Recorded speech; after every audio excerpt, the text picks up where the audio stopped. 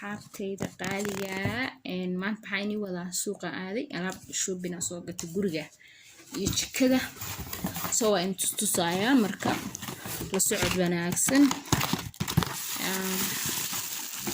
geedkan waxa waaye geedka oo biscuitka dooshaha marka samaysanaysid lagu xiro aa ku qasanaysid waaye wakaasa xagga iga dhig digsi waaye kan ka yar waaye beerka iyo maraqa yar iyo ku karsanay suugada next kan waaye wakii way ku xigay kan ujeedaan qaali ahaaya waa kasa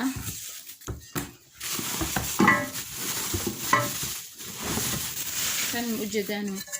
quraacda ku karsanay beerka iyo suugada iyo waxyaabo badan oo ku samaysan waa ujeedaa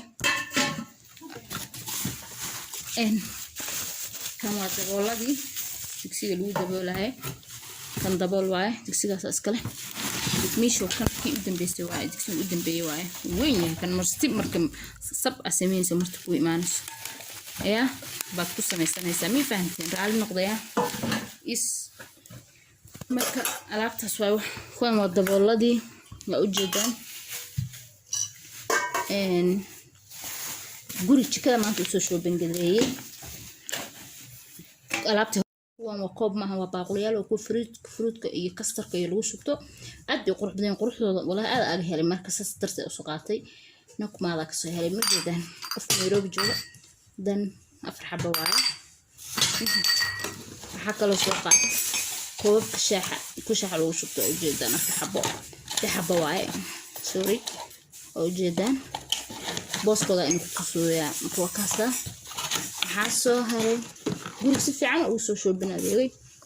guriga shaaxa waa bedelay ujeedaan mid cusub soo gaday